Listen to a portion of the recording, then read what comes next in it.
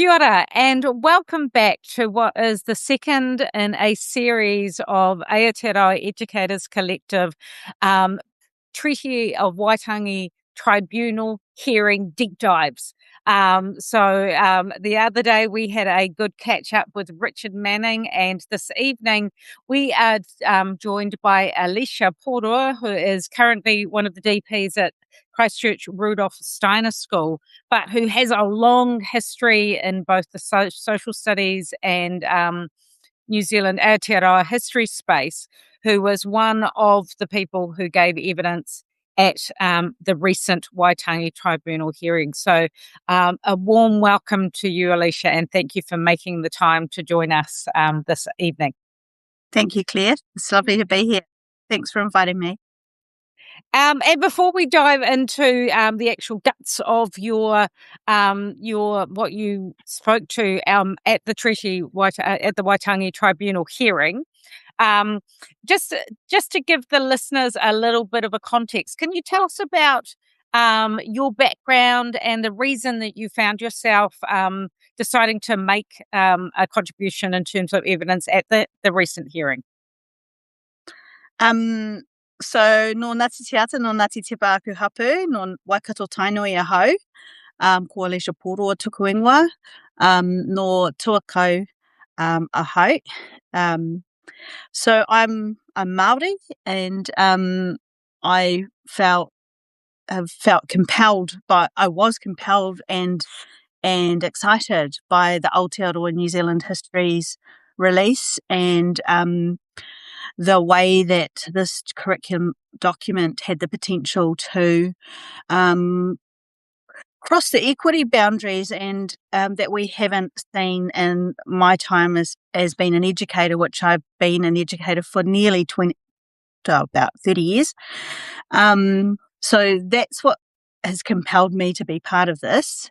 And I was fortunate enough to be involved with some work with the Aotearoa Social Studies Educators Network just prior to that release, which then linked me up to having connections in the release of the Aotearoa history. So it's one of those things when you are compelled to bring about equity for your people, then it's something that I just never say no to.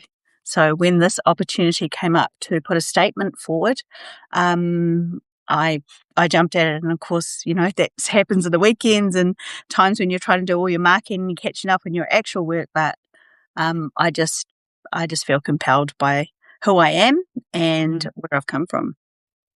Yeah, how have you found the process? I mean, we've heard some kind of like mixed comments from people that aren't overly connected around what teeth does the tribunal have, and what could the different options be depending on how they rule. As somebody who has submitted, how have you kind of thought about how your contribution is going to lead to an outcome?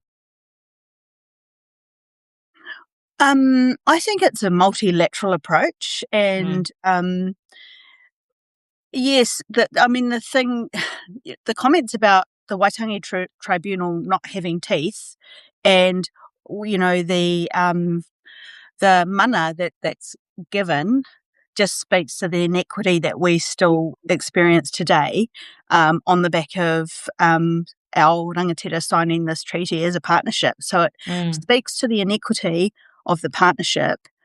As for me, having whakapapa Māori, to be going to present evidence at a Waitangi Tribunal, in light of a dream that my ancestors have for our children, our tamariki Māori, to succeed, is a privilege and an honour in that light.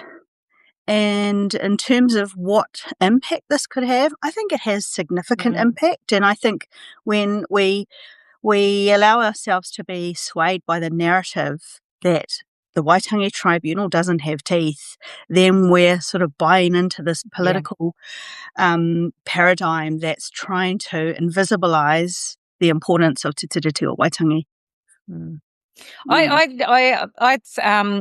I was really struck by your submission. So, before we do these interviews, we try and make sure that we have a good read across the submission. And I think what I felt really saddened by, that it felt like a narrative that I've heard before, in terms of this experience that so many of our subject experts are going through at the moment. And I'd love for you to sort of share with us a little bit of an overview of sort of your career journey, that because in a way your submission sort of spoke through a historical sort of, like, starting out in this the Social Studies Educators Network, and the work that you've contributed in both the social studies and the history space, and just this incredibly disappointing sense that our subject experts have just become more and more marginalised throughout the change of government, throughout the reforms, and you absolutely tried to stick at it. You came back into the space and tried to do the right thing, because I had a really interesting conversation with a fellow educator today about, you've got to try and be in the tent. You've got to be in the tent. And you were trying to be in the tent multiple times over, but it ultimately felt futile, which is so disheartening. So can you share a little bit about the insight into a bit of your history, the way that you've been involved in those different networks, and what came about as a result through that time? Well, going back to when the Aotearoa New Zealand Histories was in draft, we were fortunate enough, the Aotearoa New Zealand History Teachers Association and the Aotearoa Social Studies Educators Association, we had joint funding to support and uplift the document. Yeah. And so it started way back then. I actually can't remember the date, but that's okay. Those people that have worked on it will know.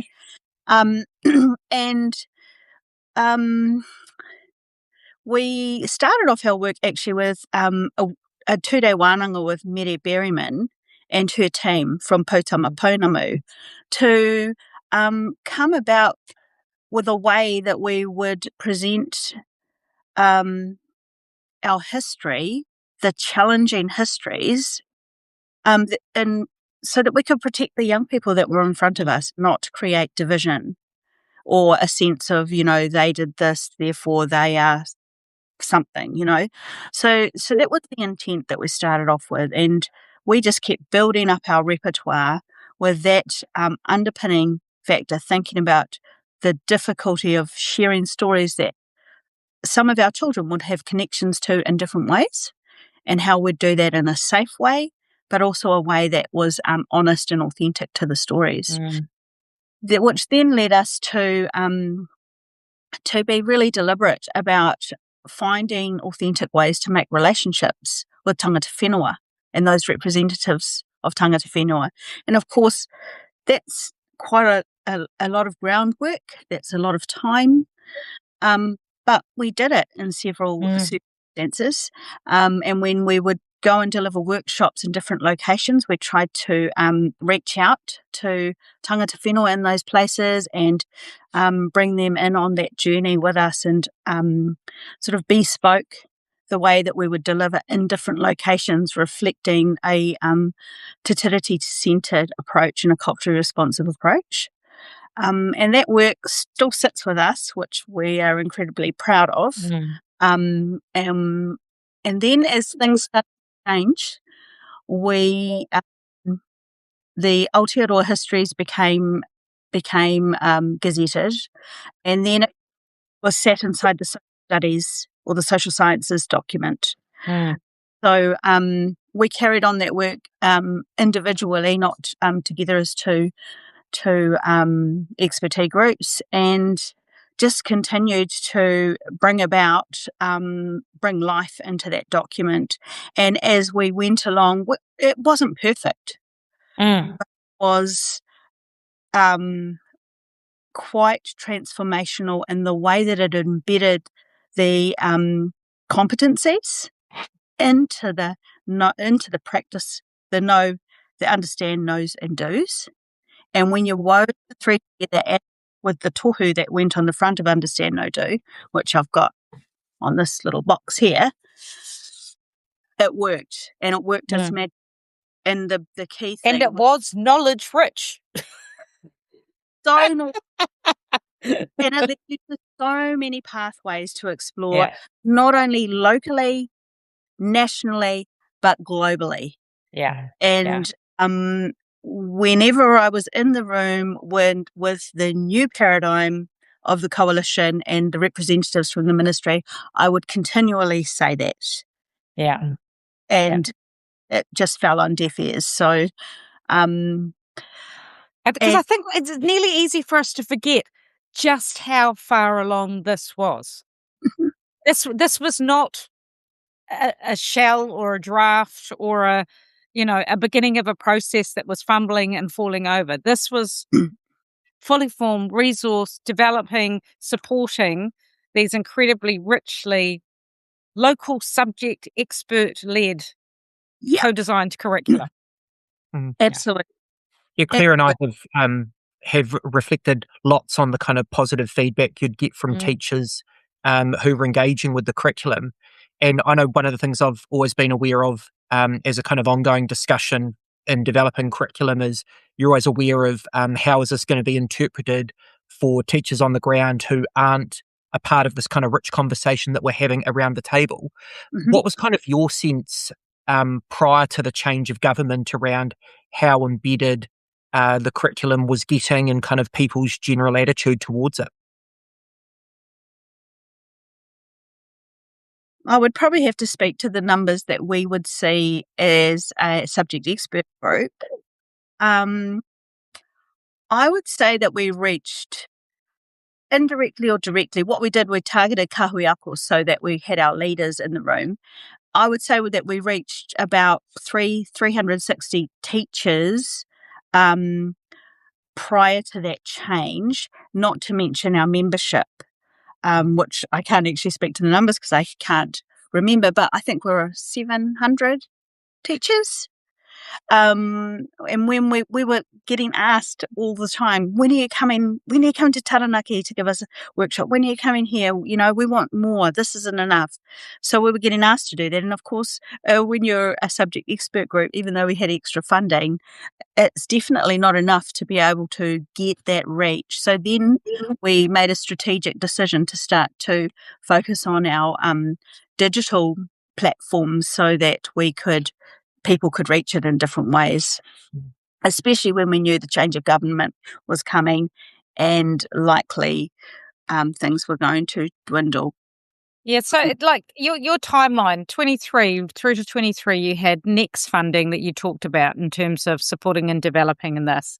Then it comes through to change of government. Then we see in 2024, things start slowing down, curriculum was being pushed out, and then the contract was ending. So what happened for you at that time? I mean, you had been released full-time to work on the development with the supporting the introduction. What happened for you at that point? By 2024, I had returned back to full-time work. I think I left mid-2023 because it was clear that things were changing.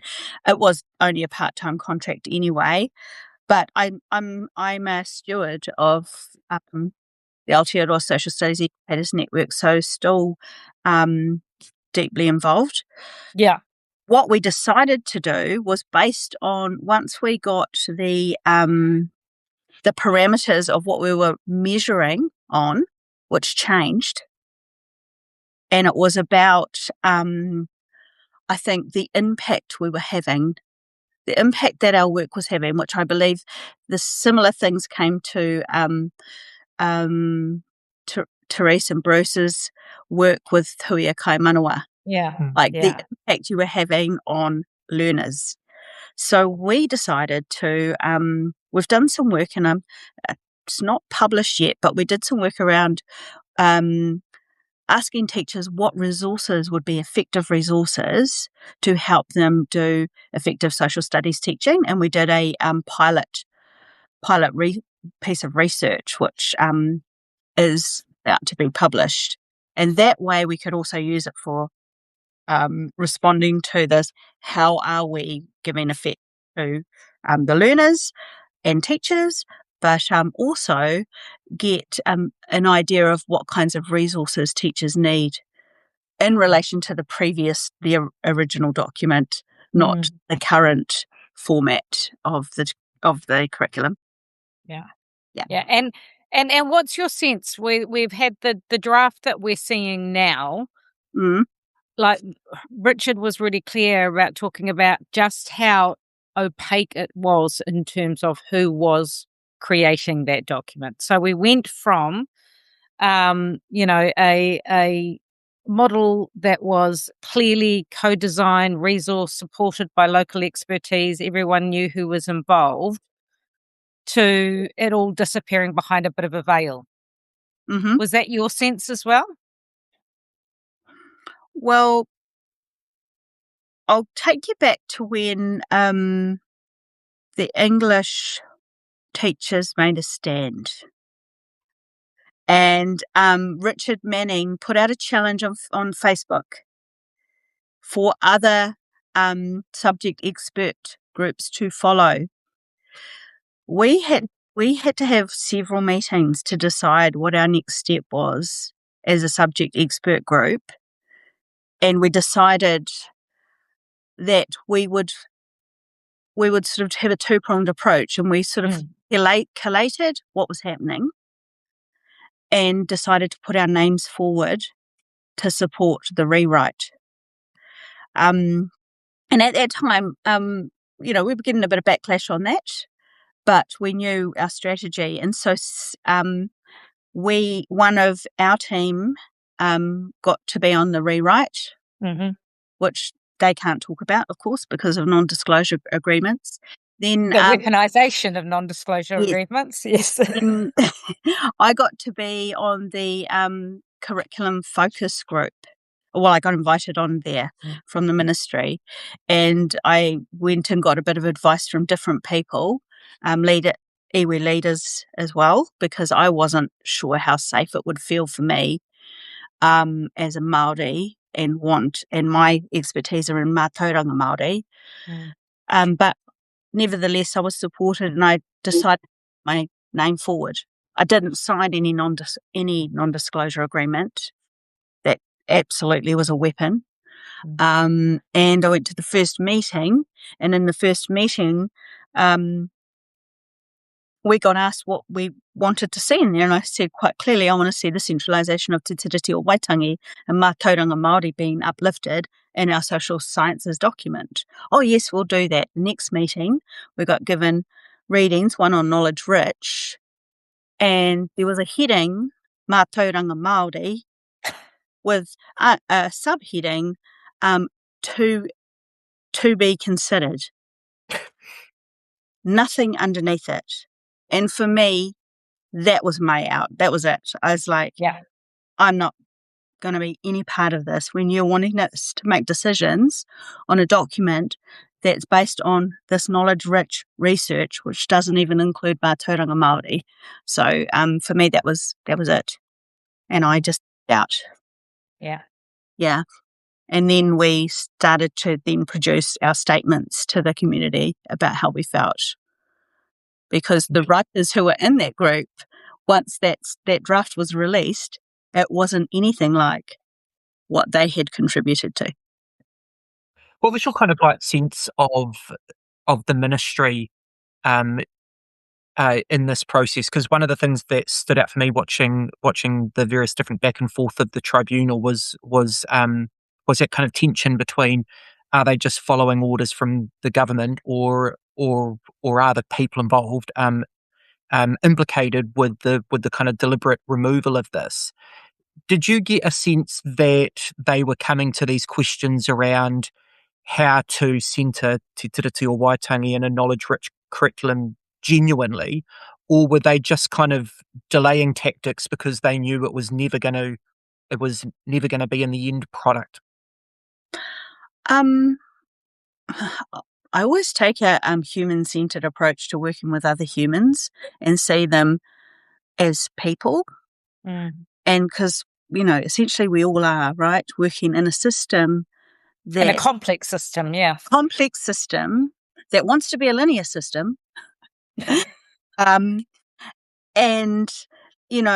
people have to do what they have to do. And I did get a sense that these people were good people having to do a job that they were mandated to do, and possibly knowing that, it's not likely to go in the direction you're wanting, but having to mask up to do it. But I think I always give people the benefit of the doubt that we're all human and we're trying to do the best. And I didn't get any sense of that. No, I got the sense that people have to mask up and do what they're told to do in order to maintain their jobs, basically. Yeah, look, and I mean, we're really well aware of kind of senior people in the ministry involved in curriculum that are deeply uncomfortable with the direction that things are going, and it's that tension around people that believe they're kind of best placed to be able to lead change from within, and there's other people that get to the point where they're just going, actually, no, this is kind of crossed too far, and I think as I've kind of seen more of this stuff play out, I've kind of had an appreciation for kind of both sides, that actually it's quite a kind of individualized view around your beliefs around where you can kind of enact change from. Yeah, that's absolutely right. And I sort of take, I think about different Māori politicians who have been in spaces like this, which are deeply uncomfortable, and having to represent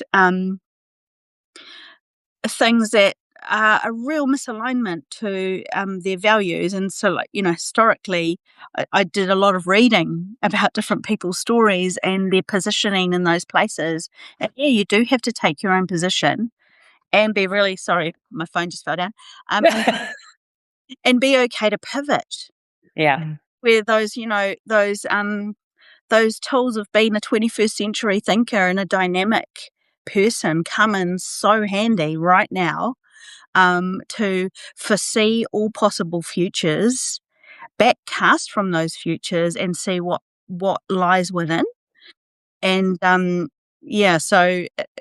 I'm also a futurist, so that's my background. I love that space, and it's very handy in these times to use those tools and see different opportunity and not be stuck. Yeah. Sorry, just one more from me, and then I'll pass over to you, Claire. What was your sense around the kind of release of kind of Ero's report into how the implementation of Aotearoa histories was going? And that's quite an open-ended question. I mean, I've got my own thoughts, but yeah, what was your take? Oh, it was very immature. For the timing was, it was only just at the beginning where teachers had been using it. I think that it was quite leading and biased in its opinions about the Aotearoa histories, and I think that it picked up on a particular narrative that was becoming the populist politics in that moment. Sometimes we would lead workshops and we would have some of our educators asking similar stories about, well, where's my Johnny's history in this Aotearoa histories? Or, we did come across those opinions, but we were working with them and, developing an understanding of the why we're not necessarily emphasizing those histories in our workshops. But within the document, they were there. Yeah. They're there. You could just contextualize it in different ways. And then when you explore perspectives, well, you're just looking at the different perspectives, the different effects that a particular context or an action has. So, yeah, I think it was premature and it was very leading in my opinion. Yeah, it's so interesting. It feels like 2023 was a watershed year in terms of the Aotearoa New Zealand History's curriculum and Te Mataiaho. And you talk in your submission about the disappearance and sidelining of Dr. Wayne Nata's work. Mm-hmm. I still just, I can't, well, I can get my head around it. I sort of understand what happened, but the fact that we had two fantastic documents that were culturally located, that were developed by experts, and their complete removal, and this narrative that we're getting now, that we're getting all of the things we're getting now because there was nothing. You know, to take two substantial pieces of work and erase them and have this sort of discourse with the public and with parents and with voters, telling them that they had no choice but to come in and sort of clear the decks and start from scratch and do everything again and make sure it was knowledge rich because there was an absolute vacuum. And it's just like, I'm sort of I'm blown away at the misinformation that we're being presented with in Mm-hmm. terms of the rewriting, which is ironic when we're talking about histories, the rewriting of history of our.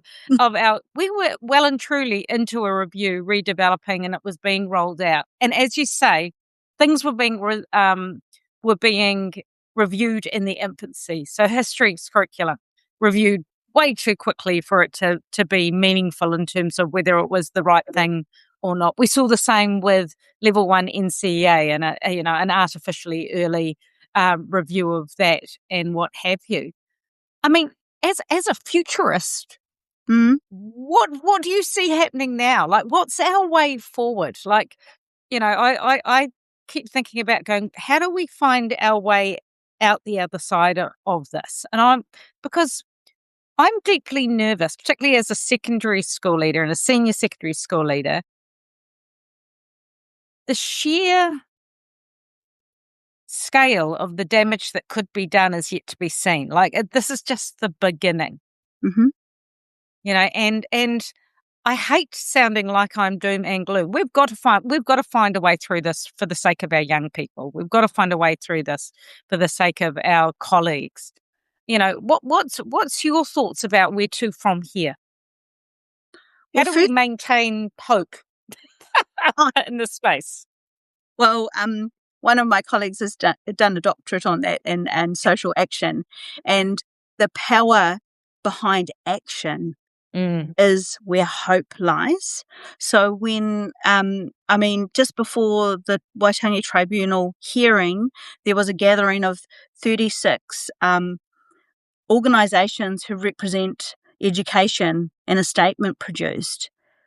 When you get any opportunity to put your hand up and be part of that's what makes hope. And for me, like, I couldn't even read that new refreshed curriculum history document, because it made me so sick. Yeah. But because I was going to this Waitangi Tribunal, that lifted me up. Writing the statement lifted me up and, got me back on my feet to just keep on walking the walk, because it's important. And the other thing is like, social sciences and social studies is the key for young people to be educated, to know when they're being fed bullshit. Yeah. And to know how to put those filters on and critically analyze the crap that's going on around us everywhere, not just in education. I mean, globally right now, there is just so many politically bent narratives that we get fed. And if we haven't given our children, our young people, those critical lenses to analyze and think, that's crap, I've seen this before, I can tell that this isn't real, or this doesn't align with the principles and values that I believe in or have been brought up with, then it's wrong. And then to be able to question it and have those tools to do it. And the reality is, I mean, I know we have gazetted this and that. But that 2023 Te Matai Aho, I've got my copy of it that I sit and I look after, and it is going to be a living document in my school. And same goes for our Aotearoa New Zealand history. So we do. They can't disappear it completely. It is there. Yeah, and it's on us to make it a living document. that's right, and keep them alive and keep bringing them to the forefront and keep interrogating the materials that get put in front of us and being the professionals that we are, because we know what good education is and how powerful education is. So that is the message that we try to share with our educators from the Social Studies Collective. And we've kept all of the documents in our drive, and we're keeping hold of them and putting them in front of as many people as we can. Yeah, and I think that's quite a cool way to kind of pull some of these things to pull this conversation to a close, because that concept around constantly turning up for each other. I mean, Claire and I often reflect when we do these things, who on earth is actually listening? But I mean, there's an audience of educators out there that are kind of deeply interested in being connected to a community because they're looking at all of the changes going on, and they know that there's a kind of values misalignment with what their kids need and what's coming through. And so I really like that idea around no matter how kind of lonely you feel in your class, turning up and taking advantage of opportunities to come together with people to talk about this stuff, I think is one of the things that's going to get us through this period of time. Yeah. Can I just add one more thing? Just to add to your question about what would a futurist do? Yeah. A futurist would think about multiple scenarios in this present time and think them out across several years, and then backcast, well, what are the outcomes of those things? So you come, and then you'll come back to the present and see them. And when you can see those opportunities, even the darkest ones, that brings hope, because you can actually see them, because you've already done that deliberate action of trying to bring light to all of those things. So that's one way to do it. Yeah, and a huge believer in that we can proactively design our futures. We've got to stay awake, stay engaged, stay fighting. We all blow a fufu valve every now and again. I blew my fufu valve yesterday, didn't I, Liam? But I'm back on track. Yeah. Take a rest when you. Yeah.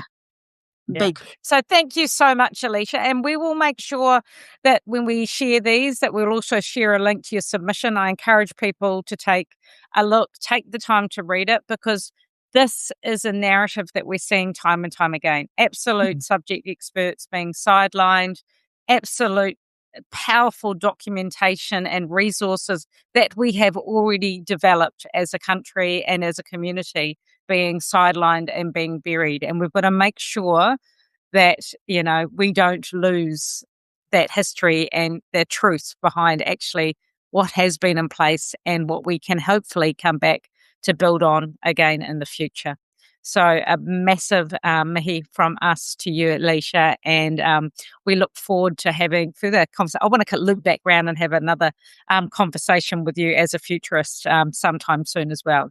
So thank you so much for your time. Thanks for the invitation. Ka kite. Kia ora. Ka kite. Ka kite.